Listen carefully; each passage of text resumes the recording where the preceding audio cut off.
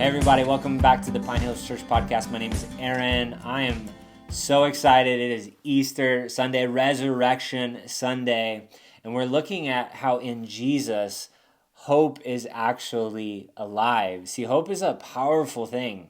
Hope can drive you to do amazing things. It can help you to navigate some of the most difficult circumstances that you come across. But life without hope is actually no life at all. Hopelessness can cause the most beautiful things to appear without any beauty. It can render the most delicious things tasteless. It can handicap the strongest. Hope is important for all of our lives. And if you think about our current cultural moment, it appears to me that more and more people are living hopeless. Maybe it's possible that our culture is so anxious because the things that we have put our hope in actually aren't fulfilling and bringing about what we hoped that they would deliver on. We have thought that if we go after every inclination of our heart, we'll discover our truest selves, and that will lead to a place of happiness. We have thought we could bring about a more ideal society through political persuasion. We have thought if we could just enjoy every good thing about life, then life would feel good. And we thought if we could push God out of society, then we would be collectively happier without any of the limitations that God seemed to be inflicting upon us. And if we could do all of those things, then life would be really, really good. And society as a whole has done a really good job of trying to go after that type of vision. But the fruit of those things hasn't seemed to hold itself up. If I'm wrong, then society should be experiencing the highest levels of happiness that we've ever seen in history, but that doesn't seem to be the case. From my perspective, it seems to be anything but that. And maybe it's time to realize if those things aren't working, then maybe it's time to reconsider Jesus. And maybe you have gotten some version of Jesus that's kind of off-putting, but I want you to consider Jesus in his truth form as revealed in the scriptures. Kind of not letting other things like hinder for you to be able just to really consider who he is and the claims that he made in his life. Because maybe there's good reason that we are still talking about his life a couple thousands of years later. And maybe there's really good reasons as to why Jesus' ways actually still bring about good in people's lives. And maybe there's really good reason why the good news about Jesus hasn't been snuffed out, but instead has continued to thrive in any culture that attempted to eliminate it. And as we talk about Jesus, I want to invite you just to compare your current beliefs regarding how you live life and organize your life with the person of Jesus. See, Jesus lived a very beautiful life. Most of us assume that Jesus' central message was about love, which is an important feature in his character and nature, but Jesus talked most about what life connected to God was like. The most notable season of Jesus' life was during a 3-year period where he demonstrates God's deepest desire has always been that God wants to live life connected to people, helping them to navigate life in a very difficult and complex world. And Jesus healed people to show people that God desired for people to live restored. And Jesus ate with people who were culturally far from him to show that in the family of God, everyone is invited to the table. And Jesus invited people who were on the margins of society into the center of the story. And Jesus fought for justice, helping people to see that God desired to reset things back to his intention and design. And Jesus loved people who thought they were unlovable to show that God's love is offered to even the most controversial among us. And Jesus showed us that we live in a complex world that is hard to wrap our brains around. That the world in reality looks more like a battleground. That the earth isn't where God's will is done all the time, but somehow, even in the midst of all of these different wills at play, these different things happening on earth, God is still working to cut through all of that to bring about what is right and good and beautiful. And for me, the beauty of Jesus is that he doesn't make false promises that you are never going to go through anything difficult and that you'll never experience heartache or anxious moments. He is pretty clear that you will. For me, I think there's beauty in that type of honesty. But the good news is that in that type of reality, Jesus says, I can relate to what you're going through. I know what you feel. You don't have to bear it alone.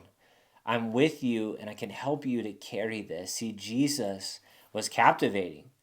And some were captivated and driven to give everything to follow the one that captured their hearts, minds, and actions. But others were so captivated by their hate for him that they worked to leverage a corrupt judicial system in order to have him killed, hoping that by killing him, it would extinguish a building Jesus movement. Not to be too rated R, but to give you a picture of what Jesus actually suffered, what we remember when we go through this Easter season, when we look at Friday where Jesus was crucified, and even today as we're going to see what happens on Sunday and why it's so special and amazing. But leading up to Friday, Jesus was unjustly sentenced to death. He was mocked. He was punched in the face and he was spit on. He was beaten with a lead-tipped whip. He had a thorn of crowns pushed down into his skull. And then he drags this heavy wooden instrument of torture and humiliation up a hill where he had nails driven through his wrist and his feet around 9 a.m. on a Friday. And around noon, after hanging from nails for 3 hours, the day became night, and Jesus cried out, my God, why have you forsaken me?" This is from Matthew 27:46. See, Jesus, even in this moment of anguish, of suffering, he's quoting Psalms 22, which I think is beautiful because the scriptures give us voice to the things that we're suffering and going through. And if you go read that psalm, I think it's pretty profound that Jesus is using that to cry out to God in the midst of this really bleak and terrible moment where Jesus had lived so controversially, inviting so many people into the family of God that it ended up costing his life. See, Jesus would hang under his own weight, hanging from nails for another 3 hours. And around 3 p.m, after Jesus had hung on the cross for over 6 hours, he finally breathed his last agonizing breath. Let's pick up the story, Matthew 27:51-54. It says, at that moment, when he gives up his spirit, the curtain in the sanctuary was torn in two from top to bottom. The earth shook, rocks split apart, and tombs were opened. The bodies of many godly men and women who had died were raised from the dead. They left the cemetery after Jesus' resurrection. It's kind of jumping forward in the story. But they went into the holy city of Jerusalem and appeared to many people.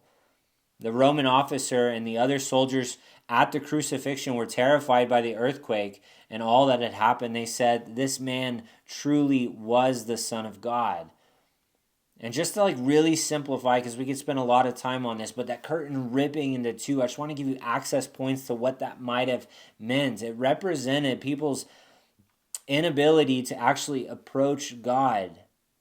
That God lived in the center of his people, and the temple was this symbol of God's heart to live among his people, but only a few people could actually go in and be in God's presence. But remember, Jesus had come to teach people how to live connected to God and how to live a life in relationship with him. And in his death, Jesus makes a way for us to have access to God. That curtain that separated people from going into God's presence was completely ripped into two in this amazing moment where Jesus gives up his spirit, where he sacrifices his life to show us the way to have proper relationship with God. And notice the Roman officers, people who could care less about any one religion, they actually acknowledged that Jesus must have been the Son of God, with all of these different things happening all at once, with the sun going dark, with the earthquakes, with rocks splitting apart, with dead people coming back to life, all of this amazing stuff happening. This was clearly not an ordinary death. And they had hung probably thousands of people on a cross. They had seen so many deaths. They were so accustomed to it, but this one was different. And they recognized, and this must have been the Son of God. If that were the end of the story, and Jesus had just died, and that was it, then we wouldn't still be sitting here talking about him in this moment. Jesus would have, like we said, just been another great inspirational figure in world history. But something different happened that was unique to Jesus. See, Jesus died, but Jesus didn't stay dead. Death was actually defeated in the resurrection. Let's get to Matthew 28, 1 through 4. It says, early on Sunday morning. So Jesus dies on Friday. They take his body from the cross. They quickly get it ready to place it in a tomb, but they couldn't quite do all the rituals that they normally would have done. So these women get together on Sunday after they had spent a day resting, because in their culture they devoted a 24-hour period to Sabbathing, to resting, to reconnect with God and to reconnect with others. After Sabbath, they gathered everything that they needed to get to go early on Sunday morning to be able to anoint Jesus' body, to properly prepare it for burial, which is an important ritual in any type of culture. Let's pick up the story. As a new day was dawning, Mary Magdalene and other Mary went out to visit the tomb. Suddenly, there was a great earthquake, another one.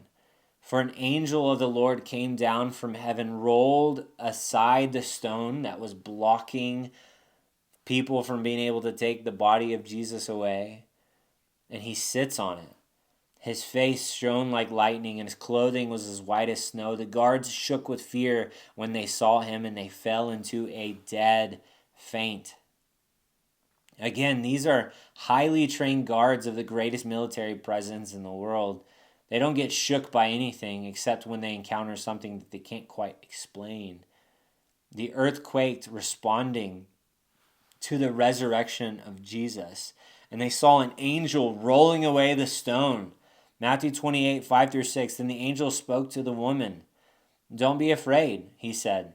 I know you are looking for Jesus who was crucified, but he isn't here. He's risen from the dead, just as he said that would happen.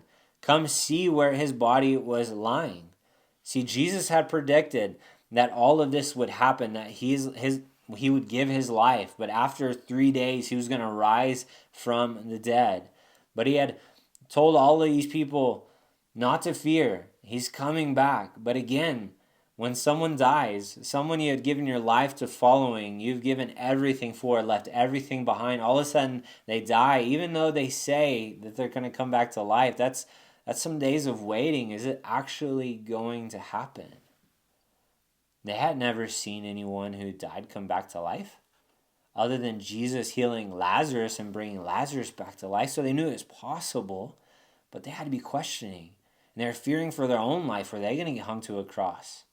What was going to happen? Jesus making this claim that he would rise again from the dead, it just sounds insane until he actually does it. And the implications of this are pretty profound. If Jesus rose from the grave, then it proves everything that he said was true. So everything we read about, Matthew, Mark, Luke, and John, these gospels that testify to the goodness of Jesus, if Jesus dies and doesn't come back from the grave, then all of that really doesn't matter.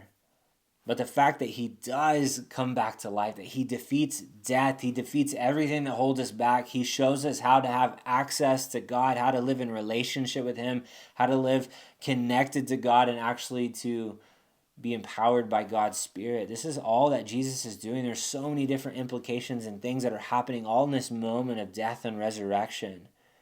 But it means that Jesus has the power to actually do something with the things that feel like death, that feel broken, or they feel unjust in our lives. He's the only one who actually has the power. because he's the only one who actually died and then came back to life. He's the only one who's actually defeated even death itself. And so every other self-help book or mantra or thing out there doesn't compare to Jesus, because Jesus, man, he's done something that nothing else could do. He took it all on. He died and gave his life for all of us. And then he defeated the power of the things that hold us back from God. He defeated death itself. And he gives us access to live with God, to be united with him through the power of his Spirit. And this provides like the greatest sense of hope for all of our lives, because Jesus is hope for today and he's hope for every tomorrow. In Jesus, there is a new reality available to you. Remember, I invited you to compare Jesus to whatever version of good news that you have been orienting your life around. And I just want to ask you a really honest question. How's it going for you? Is it working out? Is it good news? Is it fulfilling? Or is it just simply not? And if it's not working, maybe it's time to put down the thing that actually isn't working, to give Jesus a legitimate try. Maybe you've never been around this story before. Jesus is like completely new. Then I just want to welcome you to come join in with us as we continue to talk about Jesus, as we continue to talk about who he was and what that might mean for your life. Or maybe you've had hurtful experiences from your past because people who misrepresented Jesus to you. I just want to say, if that's your story, I just want to say I'm sorry that your journey. I just want to invite you to come let Jesus deconstruct some of those experiences that you had. And then in your journey, begin to let him reconstruct things that are actually beautiful and good and true about who he is. And maybe you've just been led to believe things about Jesus that just simply aren't true. You've been heard things from sources that actually don't have the credibility to actually speak on Jesus' behalf. I just want you to invite you to come and to consider who Jesus might be and what this might be for your life. Because there's always that invitation to lay these things down that aren't working, that are false gospels. They're not actually good news. They don't ever have the capacity to deliver on the things that they're promising. But Jesus does, because Jesus came back to life, which means everything that feels dead in your life has the possibility of being resurrected in who Jesus is through his power. And that's the type of person I want to follow. That's the type of person I want to believe in. A God who says you don't have to measure up or clean yourself up. You actually get invited to come follow with all your questions and doubts, and begin to wrestle those through with Jesus in a community where you're open to ask really honest and good questions. And we just want to acknowledge that this is a really tough journey for every one of us, that we have all bought into things by faith, because faith isn't optional for any of us. We all have faith in something. But at some point, we have to realize that the things we've put our faith in actually has the capacity to bring about hope, or does it not. And all of us, that's a tough journey. But in Jesus, you get to actually learn what it is to discover the truest truth that's out there, and how that gives hope for all of our lives, and how he has the power to actually help with our anxieties that we feel each and every day. And he has the power to do something with the things that feel broken or unjust and wrong. Let me read a couple more scriptures, and then I have an activity that I want us to try to engage with. And the first scripture is 1 Peter 1, 3-6. It says, "All praise to God, the Father of our Lord Jesus Christ. It is by his great mercy that we have been born again." We've got this fresh start. When you put your faith in Jesus, you get to actually have a new start, a new beginning. Because God raised Jesus from the dead, we have a new beginning because Jesus died and then came back to life. Now we live with great expectation, and we have a priceless inheritance, an inheritance that is kept in heaven for you, pure and undefiled, beyond the reach of change and decay. And through your faith, God is protecting you by his power until you receive the salvation which is ready to be revealed on the last day for all to see. Kind of summarize what that really means. That because Jesus came back to life, He actually has the power to give you a new beginning and to completely heal everything from your past, to redeem it, and to begin to help you to walk into a completely new future. And he does that by his power. And that there will be a day where God does defeat everything that is unjust, that is not right. And we wait in that day, and we wait with hopeful expectation, but we also wait knowing that this life isn't it's not everything. So often we get told this lie, you better make this thing count because this is the one life you get. Well, you know what? That's actually not true. In Jesus, you get to experience this rebirth, this new life, this life that will never end, even though your body might someday get sick and your body might pass away. Your spirit will never pass away. You'll get to go to be with God. And that's an amazing story, but we need to hold both of those realities together because Jesus is our hope for today, but also for our every tomorrow. And so we hold out hope for the future, but we also need to recognize that Jesus is very much true for today, that he brings hope for this moment right now with all the anxieties and all the things that you're feeling, that there's hope found in Jesus. And all you got to do is call in that name, Jesus. I need you to come and meet me in this, to show me the way, to show me how to do this.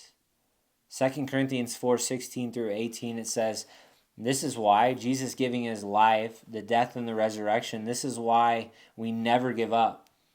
Though our bodies are dying, our spirits are being renewed every day. For our present troubles are small, and they won't last very long, yet they produce for us a glory that vastly outweighs them and will last forever. So we don't look at the troubles that we see right now. Rather, we fix our gaze on things that we cannot see. For the things we see now will soon be gone, but the things that we cannot see will last forever. Again, because Jesus died and came back to life, that there's this greater picture, this bigger story that's going on. So we don't get so caught up in all the different things that we have often our attention on, but we get to pick our eyes up to see Jesus and all that he has done and is doing and will do. And that brings hope because, man, there's so many things to worry about today. There's so many things to try to figure out, and oftentimes in culture it says you've got to do it on your own, and you've got to do it in your own power, and you've got to define all of this for yourself, and that is a crushing weight to try to handle. But in Jesus, we get to pick our eyes up from the things that so often hold us down. We get to get our eyes off of the current problems that feel massive and big, and we get to put our eyes on Jesus and remember again this person who gave his life for us, but then came back to life. So he gives us his power to walk through all the difficulties with grace, doing it in a way that's almost unexplainable, that we don't quite know how we get through, but we can only credit him for helping us to get through. And whatever happens, we trust that, man, Jesus has us, that we're going to get through. That whatever this moment, as crushing as it might feel, he's going to help you to continue to stand because his power is greater than we can even comprehend. And so we want to make sure that we remember the beauty of Easter, again, is that dead things come back to life. But through every death, there's the power of resurrection. And so whatever is happening in this moment, we could just trust. We could trust that Jesus is offering us something that's unavailable anywhere else, and that he gives it fully to us just as we are with whatever we have going on. He doesn't say you've got to have it all figured out. You've got to have all the questions answered. You've got to know full well. He just says, come and follow. Follow after me, and I will teach you how I do life. I will teach you a way of life that is as an easier weight to carry than the one you're currently carrying, because he carries it with you. And that's a beautiful truth. See, Jesus is our hope because he is the only thing that actually can help you with all of your felt needs and all of your anxieties. In him, you can have a fresh start, a lived experience with his presence that fills you up and helps you to navigate whatever difficult situation might come your way in life. And even when things look bleak, you can have hope that this one life that we have here isn't the end of the story, because hope is alive in Jesus. And because of Jesus, hope can be alive in your life even today. And again, I just want to continue to ask you to consider, what is it that you're believing, and what does that compare? How does that compare to the story that we're telling about Jesus? I just want to invite you into an experience, because I don't want to just talk about Jesus. I want to provide an opportunity maybe for you to experience him in this moment. Maybe you've never experienced him before. And so we're going to, in faith, trust if God is alive, if Jesus is alive, then he very much wants you to experience him, and he wants to live in relationship with you. And so even if you're just not quite sure, you're a little uncomfortable, I just want you to invite you to try and just to see what happens. Because if anything, if you're discrediting all this anyway, see what happens in the experience, because maybe something happens that you can't quite discredit. If you're going to discredit it anyway, you might as well just try and see what happens. And so let's just for a moment just acknowledge that Jesus, or the possibility of Jesus, is with us. And so God, we just recognize in this moment that you're here wherever we're at listening to this podcast, that we can stop the run, that we can pull over on the side of the road, that we can just take a moment just to breathe, to recognize that we all have these things in our life that we have anxieties about, that hold us back, that trouble us. And God, we want to find that hope, that's hope in the midst of all of that. Not just a story about where I might go when I die or any of those things, God. I need hope for today. And so would you come and would you breathe life into this experience that we're about to go through? And would you help things to come to mind? Ultimately, would you help something come alive in people's chest as they engage this just a bit? And so I just want to invite you just to take some deep breaths, just to breathe in, to feel right where you're at, if it's the feet on the floor, if it's your back against a chair, if it's your feet against the ground as you're walking. I just want to invite you just to breathe deep and just take some deep breaths, grounding yourself to this moment.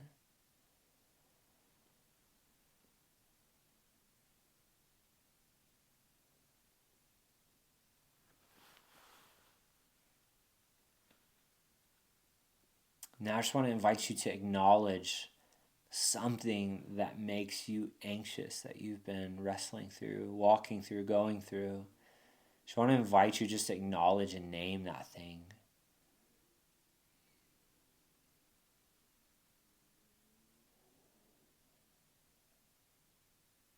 And whatever feelings that stirs up, there's no judgment about what that might be. It might be anger, it might be sadness. Just kind of let those things pass by. Just acknowledge what you're feeling. Acknowledge what you get anxious about.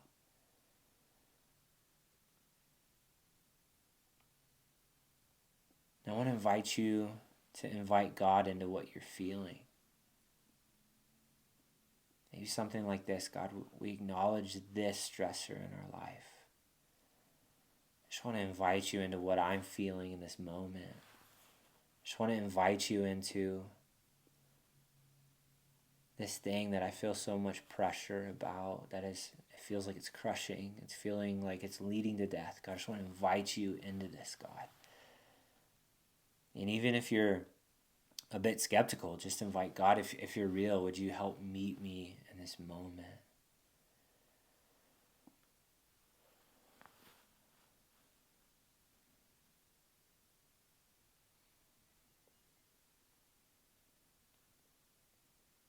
Now I just want you to ask God to bring you peace.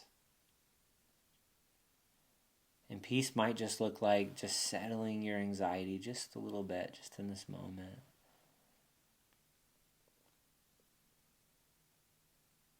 Ask for God's peace.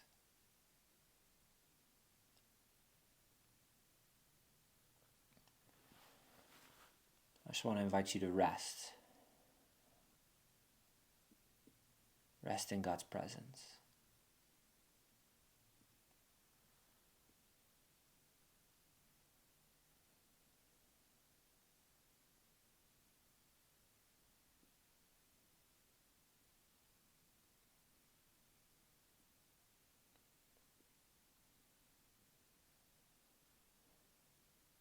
don't know what your experience was with any of that.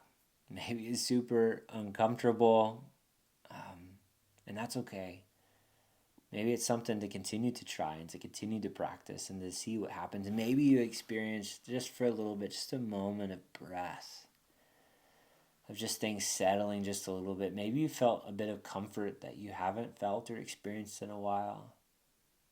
Maybe you felt something that you can't quite explain. Maybe you started feeling, just by acknowledging and inviting God into that, you're just feeling, just even for a moment, maybe a bit of resurrection in that thing. And so I just want to give you this exercise to continue to try out. Remember, just to summarize it a bit, just to make space, a quiet moment wherever that might be, to breathe deep, acknowledge something that's making you anxious in this moment. Invite God into what you're feeling. Ask for Him to bring peace, and then rest in God's peace. So this is just a practice. Again, we're a community that's committed to practicing the way of Jesus, because we believe that brings renewal to our spirits, but also brings renewal to our city. And so I just want to leave that with you, and hopefully you're having great experiences. If you are part of our church family, you are doing life with community, I just want you to talk about in those communities what this felt like for you, what your experience was like. Maybe if you're not part of one of our communities, go have a coffee with a friend and just talk to them about what you experienced in this moment, of how you went to this church that didn't just talk about Jesus, but made space to kind of experience something. And here was your experience and whatever that might have been. But also maybe this stirred something where you're like, hey, I want to take another step into what that might be. And so I want to give you some options for next steps. Again, take the one that sounds good to you and then leave the rest. But maybe you sense God for the first time in this talk, and you just want to connect with someone about what that looked like. See, you can scan the QR code right after the video. Again, if you're listening to the podcast, go to pinehillschurch.org. There's a link at the top that says Connect Card. You can click on that thing. You can fill that out, but there's that QR code right at the end of the video. If you're watching on YouTube, scan that QR code, and it'll take you to a next steps, take you to this Connect Card. Fill that thing out for us. Tell us what your experience might have been, and we'll follow up with you about what that looked like. Maybe you're intrigued about who Jesus is, and we want to invite you to come explore who Jesus is next Sunday. We're going to start a new series. We're going through one of the Gospels, which is one of the testaments about who Jesus is. So it's a story about Jesus' life here on earth, all that He did leading up to death and resurrection, all the different stuff of that. But we're going to look at Jesus through the lens of Mark, and we're going to look at, who is Jesus and what might this mean for our life? And so there's going to be, throughout the entire series, a little bit of truth of who Jesus is, but then a practice that we can go try out that week. So when, Jesus cared for someone that was hard to care for, like the invitation might be that week to go love on someone that's been hard to love on. Or maybe it's caring for a widow or an orphan or someone who's lost something in their life. Like that's a character thing of Jesus, and the invitation that week might be something like identifying those people who you can step into and feel a need for, whatever that might be. We're going to continue just to get our eyes on Jesus and contemplate and to think through who Jesus might be. And again, if you're just wrestling through this idea, it's a journey. So there's no pressure to make any decision about who Jesus is. It's just an invitation to come and to continue to consider who Jesus is and what that might mean for your life, or to continue to have another opportunity just to experience Jesus by being here with us. If you're local to Bend, at one of our gatherings on a Sunday at 4 p.m. or one of our small group gatherings, or through this podcast next week. But again, if you're local to Bend, you want to connect with a smaller group, fill out that Connect card, because maybe that's a great environment around dinner, around a table for you to continue these conversations, to bring some of those questions and have it talked about with other people who will legitimately care for you with no judgments. Maybe you just need to connect with someone one-on-one over a coffee or a drink to talk more about Jesus and what this might mean for your life. Then please reach out through that Connect card, and we will follow up with you. But we can't wait to just continue the conversation with you. So please take us up on that offer. Go to pinehillschurch.org, fill out that Connect card, or click the Next Steps tab. So either one of those things will kind of get you prompted to send us an email that will start the communication. Then we'll reach back out to you and just make sure that you have everything that you need for your journey to answer any more of your questions, because our heart is to guide you in this, recognizing that this is all new. And sometimes it's a bit scary for people as they consider Jesus being true and this having all kinds of implications for their life, but needing to let go of other things that just quite aren't working. See, that's a pretty scary step, but it's such a good step, and Jesus is with you all along the way. But again, if this thing is resonating with you, I just want you to pray, Jesus, man, I just respond to what you're doing. I respond to what I heard today. I respond to the invitation for me to come follow after you. Would you just show me what that looks like as I continue to journey with this into the future? Again, if you've prayed that type of prayer, just open your Bible and begin to read through Mark and just get your eyes on Jesus and get to a community with other people who will help you to wrestle through who Jesus is and what this might mean for your life. But I can't wait to see you in some of these next conversations as we go through Mark together. I'll see you in the next one. Have a great day. Bye.